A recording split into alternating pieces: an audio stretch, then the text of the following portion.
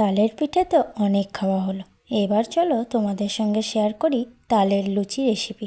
আর এই লুচি একবার খেলে অন্য লুচি আর খেতে মনই চাইবে না। আর প্রত্যেকটা লুচিই কিন্তু বলের মতো ফুলে গোল গোল হয়ে গেছিলো।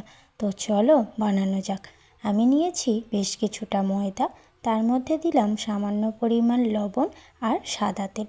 এবার সব কিছু ভালো করে হাত দিয়ে মাখিয়ে নেওয়ার পরে এর মধ্যে দিলাম 2 টিস্পুন চিনি। আসলে লুচিটা একটু মিষ্টি মিষ্টি হলে বেশ ভালো লাগে খেতে।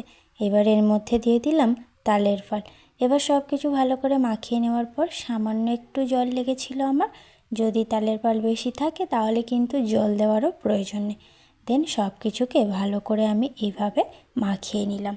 ময়দাটা আমার মাখানো কমপ্লিট। এভাবে একটা থালা দিয়ে 15 মিনিটের জন্য ঢাকা দিয়ে রেখেছিলাম। আসলে এর মধ্যে দেওয়া আছে চিনি, আর কিছুক্ষণ ঢাকা দিয়ে রাখার ফলে চিনিগুলো একদমই গলে গেছে আর ময়দাটা আগের থেকে আরও বেশি সফট হয়ে গেছে। এবার চলো লিচি কেটে নিই। ছোট্ট ছোট্ট করে লিচিগুলো কেটে নিলাম, আবার খুব ছোটও করিনি, একটা মিডিয়াম সাইজেই করেছি। এবার এই লিচিগুলো বেলে নেওয়ার পালা। বেলুন চাকের মধ্যে সামান্য কিছুটা তেল দিয়ে, লিচির মধ্যেও কিছুটা তেল দিয়ে এইভাবে লুচিগুলোকে বেলে নেব। আর কত সহজে বেলাও হয়ে যাচ্ছে, একদম গোল গোল করে লুচিগুলো ফার্স্ট আমি বেলে নিলাম। এইভাবে বাকি সব লুচিগুলো বেলে নেব। এবার চলো ভেজে নিই। কড়াইতে আগের থেকে একটু তেল বসিয়ে রেখেছিলাম। তেলগুলো যখন ভালো মতো গরম হয়ে গেছে, এবার একটা একটা করে লুচিগুলোকে দিয়ে দেব।